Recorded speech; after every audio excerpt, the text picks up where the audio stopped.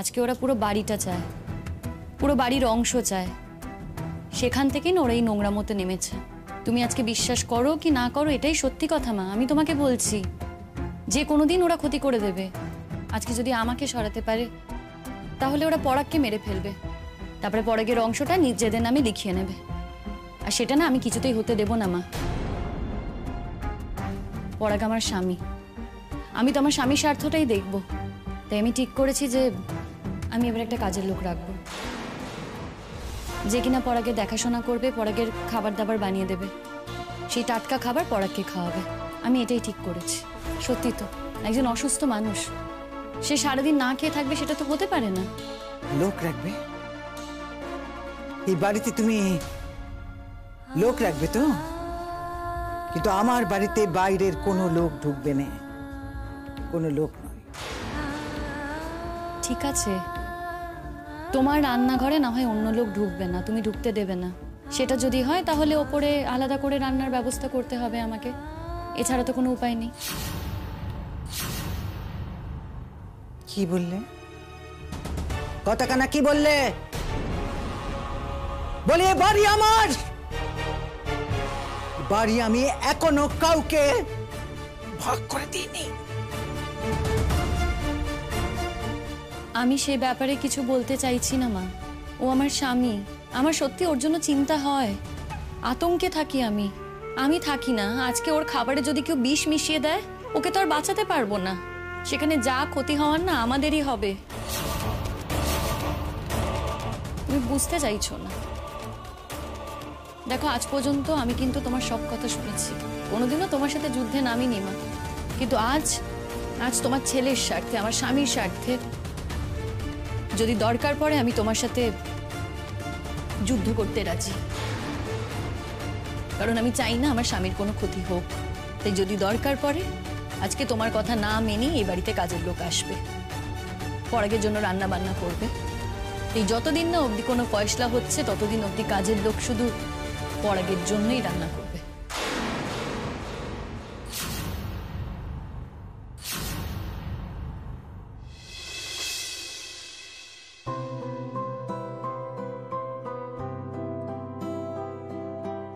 নে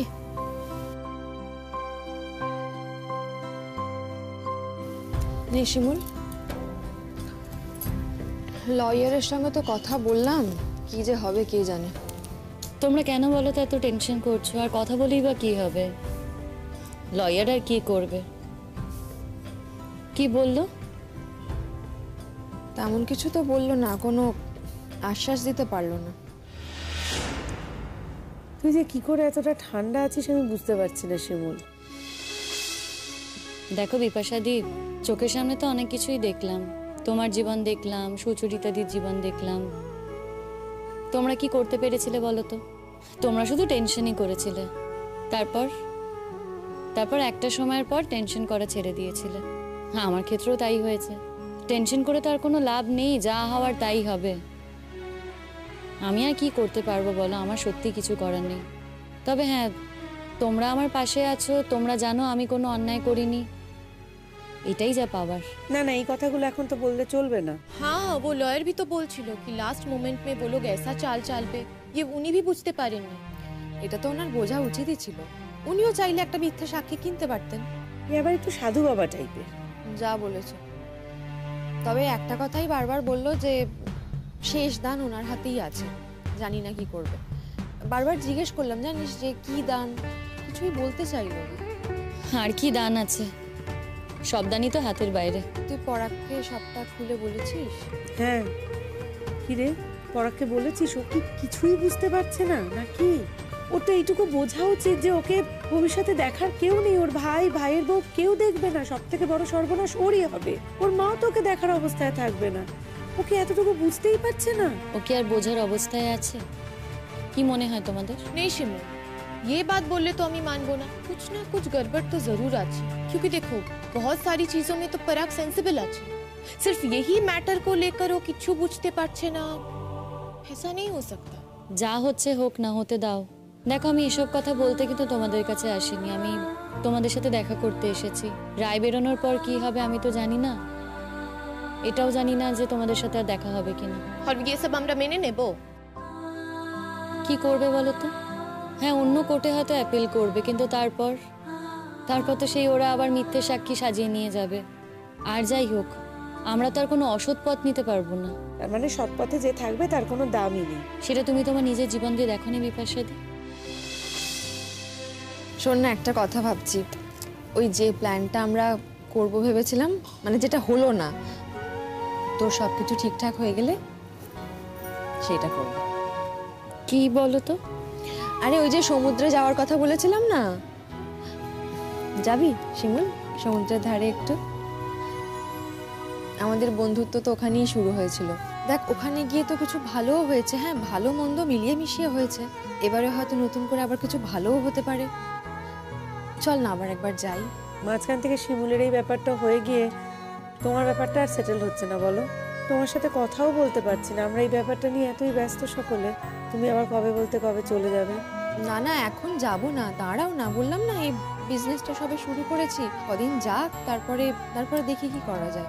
আর সবকিছু ছেড়ে চলে যাব মেয়েটাকে নিয়ে, তার আগে তো একটু ভাবনা চিন্তা করতে হবে। এরকম তো হঠাৎ করে চলে যেতে পারবো না। এটা ঠিক যে আমি এর আগে একদমই অসহায় ছিলাম, এখন একটু ভরসা পেয়েছি, এই যা। সেটা ঠিক, বলতে নেই সুচরিতা দি, এখন তোমার অবস্থা একটু হলেও ভালো। আর শীর্ষা যেরকম খুঁড়িয়ে খুঁড়িয়ে চলছিল সেরকম চললেই হলো। আর আমার মিথ্যে বলবো না, জানো তো, চাকরিটা পাওয়ার পর ঠিকঠাকই চলছিল, মনে হচ্ছিল যে এবার একটু ঠিক করে থাকতে পারবো। শতদ্রুকে জীবন থেকে বাদ দেওয়ার পর ভেবেছিলাম না, এবার পরাগকে নিয়ে সুখী হওয়ার চেষ্টা করব। তোমরা তো আমাকে জানো, দুনোকে পা দিয়ে আমি কখনোই চলতে চাইনি। দুজন মানুষকে কখনো একসঙ্গে সুখী করা যায় না। আমি ভেবেছিলাম যে পরাগকে নিয়ে সুখে থাকবো, আর পরাগও জানো তো অনেকটা বদলে গেছে। এখন একেবারে বাচ্চার মতো আমাকে আঁকড়ে ধরে, আমাকে কাজ ছাড়া করতেই চায় না। এটাও ভেবেছিলাম এই যে চাকরি করছি, টাকা জমিয়ে পরাগের চিকিৎসা করাবো, ওর অপারেশনটা করাবো, তারপর মানুষটা সুস্থ হয়ে উঠলে, হ্যাঁ এই চাকরিতে হয়তো আর ফিরে আসতে পারবে না, কিন্তু নতুন চাকরি তো করবে, নতুনভাবে আবার জীবনটা শুরু করব ভেবেছিলাম, সবটাই ভেবেছিলাম। কিন্তু দেখো কপাল, আমার জীবনটা আর কোনো পথ খুঁজে পেল না। তবে তুমি ভেবো না বিপাশাদি, আমি বলছি তোমাকে, তুমি দেখো একদিন ঠিক জিতবে, ঠিক নিজের পায়ে দাঁড়াবে। সে আশার আলো আর আমি খুব একটা দেখতে পাচ্ছি না এখনো অবধি, তবে ফাইটটা করে যাচ্ছি। এই আসলে সংসারের মধ্যেই তো এতদিন ছিলাম, সংসারের বাইরের জগৎটাকে কোনোভাবে চেনার সুযোগও হয়নি, চিনতে হয়ওনি। তবে এই ঘটনা আমাকে একটা বড় শিক্ষা দিয়েছে শিমুল। মেয়েদের অন্তত সংসারে থাকতে থাকতেই না সংসারের বাইরের জগৎটা সম্পর্কে অন্তত একটু জানা বা চেনা উচিত। দুঃখ একটাই, কোনো ফাইটেই আর জিততে পারছি না। এই ফাইটটা তোকে জিততেই হবে শিমুল। আমি তো ভাবতেই পারিনি যে প্রতীক্ষা জেল থেকে ফিরে আবার তোকে একটা মিথ্যে কেসে ফাঁসাবে, তোকে জেলে ভরে ও ছাড়া পেয়ে যাবে, এটা তো ভাবতেই পারছি না। पर একটা बात আছে, वो वकील बार बार बोलছে না कि लास्ट चाल ओ चालबे, पर की चालबे मतलब कुछ पूछने पर तो बोलছে না, तब बोलছে कि जो होगा देखा जाएगा, मतलब কি বলছে আমার कुछ भी समझ में আসছে না। উনি ইচ্ছে করে হাতে কেসটা রেখে দিয়েছেন, ছাড় তো ওনার কথা, যতদিন পারবে স্কুইজ করে করে টাকা নিয়ে নেবে। তবে ভদ্রলোককে দেখে কিন্তু সেরকম মনে হয়নি। অনেককে দেখেই তো অনেক কিছু মনে হয় না সুচরিতা দি, কিন্তু তারপরে দেখা যায় মানুষটা অন্যরকম। এখনো দেখার উপর ভরসা আছে তোর? তোর আমার জীবনটা দেখেও মনে হয় না? দেখে ভরসা করছিস? ঠিক বলেছো, এখন না সত্যি বাইরে থেকে কাউকে দেখে কিছু বোঝার উপায় নেই। আমাদেরই ভুল হয়েছে এই লয়ারের সঙ্গে কথা বলে, এখন কিছু করারও নেই, ওনার ওপরই ভরসা করতে হবে। দেখা যাক, উনি তো বলছেন বারবার যে রায় দানের দিন ওনাকে সুযোগ দেওয়া হবে, উনি কিছু বলতে পারবেন। তবে আমার কিন্তু মনে হয় না, জানিস, এটা শুধুমাত্র স্তোক বাক্য একটা। আমি বাড়ি যাচ্ছি। ওমা সে কি? আরে এই তো এলি, এক্ষুনি যাবি কেন? একটু বস না। না আমি বাড়ি যাই গো, ভালো লাগছে না শোন আমার শোন আর। শোন শোন শোন, বুঝতে পারছি ভিতরে ভিতরে ছটফট করছিস তো, কালকে আবার সেখানে যেতে হবে, কিন্তু তুই চিন্তা করছিস কেন? আমরা তো সকলে যাবো তোর সঙ্গে। কত দূর অবধি যেতে পারবে তোমরা বিপাশাদি? একটা স্তর অবধি যেতে পারবে, তারপর যা করার তো আমাকে একাই করতে হবে, লড়াইটা না আমার একার। আমি মানছি একটা স্তর অবধি যেতে পারবো, তারপরে হয়তো যেতে পারবো না, কিন্তু এই কোর্টে যদি একটা ভুল রায় দেওয়া হয় তার প্রতিবাদ তো করতে পারবো, অন্য একটা কোর্টে অ্যাপিল করতে পারবো, এইটুকু তো পারবো শিমুল। কিন্তু ততদিন অবধি তো আমাকে জেলেই থাকতে হবে বিপাশাদি, তাই না? আমাকে তো জেলের মধ্যেই থাকতে হবে। আমার চাকরিটাও থাকবে কিনা তার কোনো ঠিক নেই। इसके साथ नौकरी का की संबंध আছে শিমুল? अगर তুমি निर्दोष प्रूफ्ड হবে তো फिर তোমার নকরি भी থাকবে, স্যালারি भी থাকবে, सब कुछ ঠিকঠাক থাকবে শিমুল। দেখো, আইনের খাতে হয়তো সব ঠিক থাকবে, কিন্তু এই সমাজকে তো জানো। একটা মেয়ে জেলে গেছে, সেখানে তার যে কি অভিজ্ঞতা হয় সেটা না আমি জানি, কারণ আমাকে তো একবার জেলে যেতে হয়েছিল, আমি সবটাই জানি। তারপরে আবার যদি এরকম হয়, আগেরবার হাল ছাড়িনি জানো তো, ভেবেছিলাম যে আর হাল ছাড়বো না, আমি ঠিক লড়াই করে নিতে পারবো। কিন্তু এবার আর পারছি না গো বিপাশাদি, সত্যি পারছি না। আর খারাপ লাগছে আমার পরাগের জন্য। কি তোর পরাগের জন্য খারাপ লাগছে? লাগবে না বলো তো? জানো তো, আমি যতক্ষণ অবধি বাড়ি যাই ও কিছু খায় না, না খেয়ে বসে থাকে। আসলে ওর মাকেও ভরসা করতে পারে না, কাউকেই বিশ্বাস করতে পারে না ও বাড়ির। আর যদি ওর মা ওকে খাবারও দেয়, ও সেই খাবার ভয়তে খায় না, কারণ ও জানে যে ওর মায়ের নিজের কোনো মত নেই। ওই খাবার হয়তো প্রতীক্ষার হাত দিয়ে পাঠালো আর প্রতীক্ষা কিছু মিশিয়ে দিল, সেই ভয়তে সারা দিন না খেয়ে থাকে। ওই আমি যখন সকালবেলা বেরোই, একটু খাইয়ে বেরোই, তখন তো আর ভাত খাওয়াতে পারি না। বাড়িতে এসে গরম গরম রান্না করে দিই, তখন ও সেটা খায়। এবার ভেবে বলো তো, আমি যদি না থাকি বিপাশাদি, ওর তো খাওয়াটাই হবে না, ও না খেয়ে থাকবে।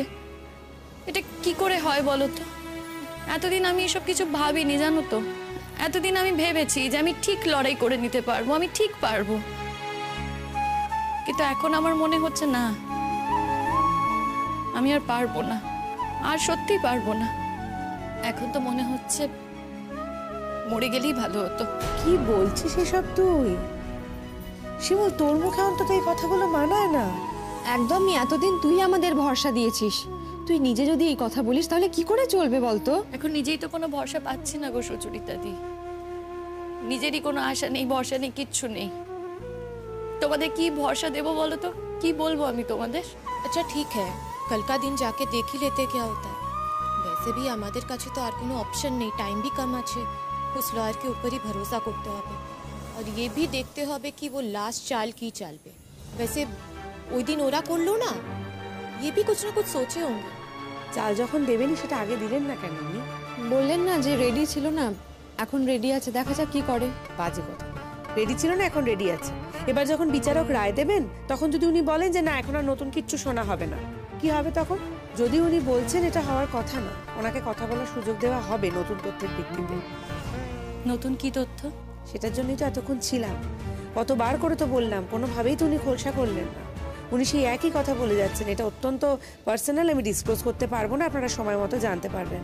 আমার ওপর ভরসা রাখুন। আচ্ছা ঠিক আছে, যদি আমার ওপর ভরসা রাখতে না পারেন তাহলে অন্তত সত্যের ওপরে ভরসা রাখুন। এর উপরে কি বলবো? যত সব অ্যাবসার্ড কথাবার্তা। हाँ, कैसा फिलोसोफर टाइपेर কথা বলে না। उनको वकील ना होके ना फिलोसोफर হওয়া উচিত ছিল। তবে লোকটা ভালো। আরে ভালো দিয়ে কি হবে, আমাদের তো কাজের কাজ হচ্ছে না। সত্যিই তাই, ভালো লোক দিয়ে আমাদের কি কাজটা হবে? ভালো লোক যখন উনি বাড়িতে বসে থাকুন, উকিল যদি হতে হয়, যদি কোর্টে ফাইট করতে হয়, তাহলে তো স্ট্রং হতে হবে। প্রতিপক্ষ লয়ার যা বললেন একদম অ্যাকসেপ্ট করে নিল, কিচ্ছু বললো না, কিছু তো বলার ছিল না, চুপ করে বসেছিল। কি বলবে বলো তো? আমিও তো অবাক হয়ে গিয়েছিলাম, উনিও অবাক হয়ে গিয়েছিলেন, কিছু বলার ছিল না। তুমি আশ্চর্য হতে পারো শিমুল, पर उनको नहीं होना चाहिए, वो तो वकील আছে না। फिर वकील होके क्या फायदा? না, এবার না সত্যি বাড়ি যাই গো। এতক্ষণ পরাগ একা আছে, আমার আর পরাগকে একা রাখতে ইচ্ছে করছে না। যদি কোনো দুর্ঘটনা ঘটে যায় কি হবে? তখন দেখা যাবে বিপাশাদি, কিন্তু এখন তো আমি আছি। আমি যতক্ষণ অবধি আছি ততক্ষণ অবধি আমি ওকে দেখে রাখবো। ওকে নিয়ে তো আমার সত্যি খুব টেনশন হয় গো, সত্যি খুব টেনশন হয়। আমি নেই, ও কি করছে আমি জানি না। সবসময় মনে হয় জানো তো, কিছু একটা হয়ে গেল, কিছু একটা হয়ে গেল। তুই এই টেনশনটা নিয়ে বাঁচবি কি করে বলতো শিমুল? সত্যি এটা তো খুবই টেনশনের, আর যা যা হচ্ছে সেটাও তো টেনশনের পরাগের জন্য। আর এতে তো ওর ক্ষতি হবে। नुकसान হচ্ছে না কি? হচ্ছে তো। শিমুল को ना कैसे भी करके इन सबसे बाहर लाना पड़ेगा, और जो सब उसे फंसाने की कोशिश করছে, उन सबका झूठा चेहरा हम लोग को सामने लाना पड़ेगा। আরে সেইটাই তো চেষ্টা করছি আমরা, তো এই ঝুটা চেহারাটাই বের করার চেষ্টা করছি। দেখ এখন সত্যি আমাদের হাতে আর কিছুই নেই, শুধুমাত্র উকিলকে ভরসা করা ছাড়া আমরা কিছুই করতে পারবো না। যাকে কালকে না একটু তাড়াতাড়ি চলে যাবো বুঝলি, একটু আগে আগে। বলা যায় না উকিল যদি আবার ওকে আলাদা করে ডেকে কিছু শিখিয়ে টিখিয়ে দেয়। দেরি করবি না কিন্তু, কেমন? না গিয়ে আর কি করব, আসি, আমি আর দেরি করতে পারছি না।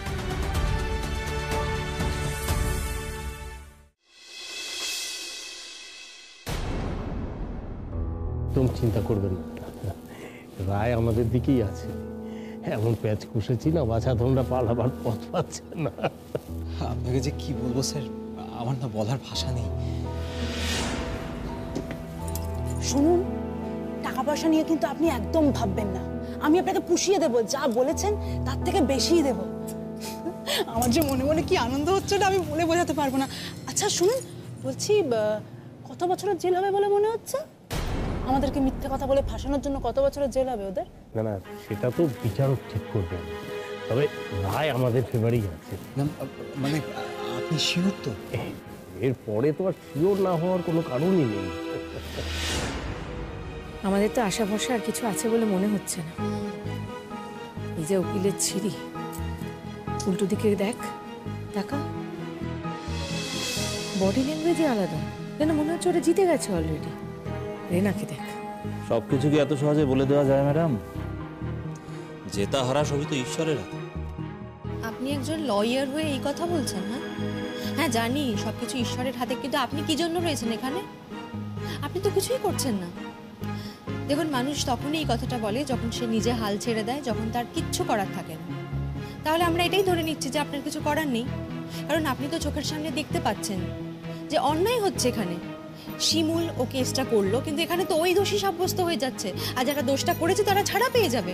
আপনি কেন কিছু করছেন না? কেন কোনো সাক্ষী আনছেন না? हाँ, अपनी ऐसा एटीट्यूड देखाচ্ছেন कि আপনি কেসটা लेके सीरियस ही नन। सिर्फ बोलছেন कि भगवान जो করবে দেখা যাবে। ये कैसी बात আছে? हाँ, हम लोग तो आम इंसान আছি না, आपके ऊपर ही भरोसा করব। দেখুন, ঈশ্বর যা করাবেন আমরা তাই করব। ছেড়ে দাও না, আর কথা বাড়িও না। যখন কিছু হবারই নয় তখন এসব কথা বলে আর কি হবে? ওয়ার্থলেস একজন। আমাদের সব থেকে বড় ভুল কি হয়েছে জানিস তো? এই যে আপনাকে অ্যাপয়েন্ট করা, এটাই হলো আমাদের সব থেকে বড় ভুল। Good for nothing.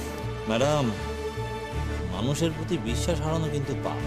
আপনি কি আমাদের এখন এইসব কথাগুলোই বলবেন? দেখুন, আর তো আমার কিছু করার নেই, যা হওয়ার তা তো হয়েই গেছে। এখন খালি ফলের জন্য প্রতীক্ষা করা ছাড়া আর কোনো উপায় আছে বলুন? और आपको कैसे पता कि ये फल अच्छा হবে? যাব বাবা, তা তো বলিনি। তার মানে আপনি বলতে চাইছেন আপনার মনে হচ্ছে যে এখন আমরা জিতে যেতে পারি, তাই তো?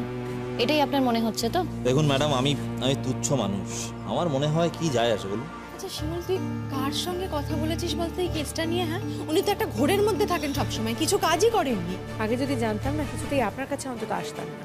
একদমই। দেখুন, এখন আপনারা এইসব কথা বলছেন তো, পরে হয়তো অনুতাপ হবে। কি অনুতাপ? কিসের জন্য অনুতাপটা হবে বলে আপনার মনে হচ্ছে এক্স্যাক্টলি? একটা এই কেসটাকে জাজই করতে পারলেন না ঠিক মতো, সিরিয়াসলি নিলেন না। যে অপরাধী নয় তাকে অপরাধী বানিয়ে দেওয়া হচ্ছে, আপনি বসে বসে তো দেখলেন। আর আমি যখন এতগুলো কথা বলছি, আমরা সবাই এতগুলো কথা বলছি, আপনার মনে হচ্ছে যে আমাদের অনুতাপ হবে? আপনার এই প্রফেশনটাই ছেড়ে দেওয়া উচিত মশাই। জাজ আসছেন।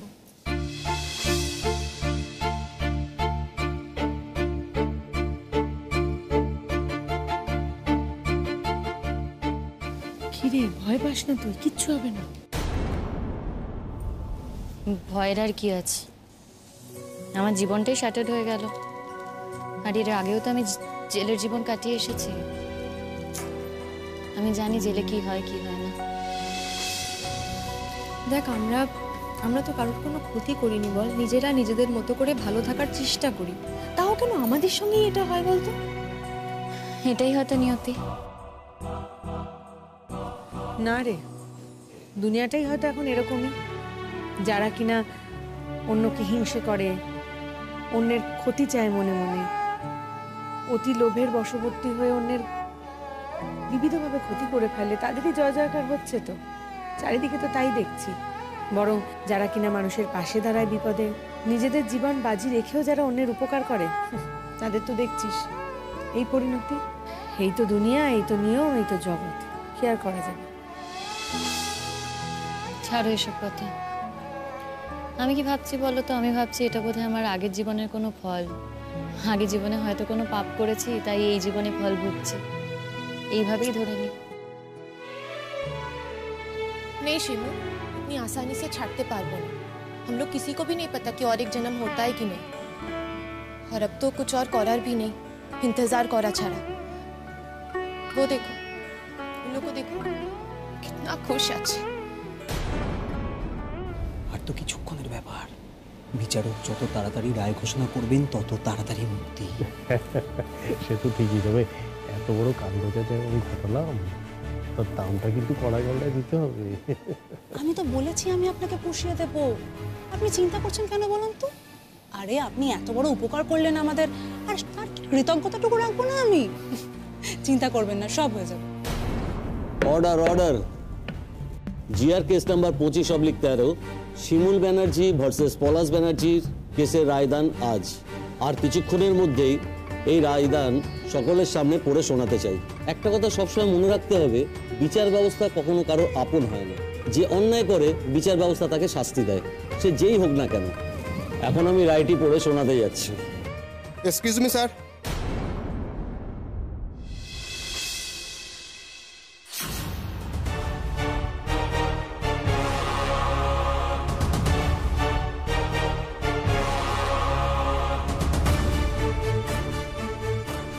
রায় ঘোষণার মুহূর্তে আমার কাছে একটা অ্যাপিল এসেছে। একজন অসুস্থতার কারণে এতদিন এসে পৌঁছতে পারেনি, সে এখন এই কেসটি সম্পর্কে কিছু বলতে চায়। তার কথা না শুনলে নাকি বিচার অসম্পূর্ণ থাকবে। যিনি সাক্ষী দিতে এসছেন তাকে আমি ডাকার অনুমতি দিচ্ছি।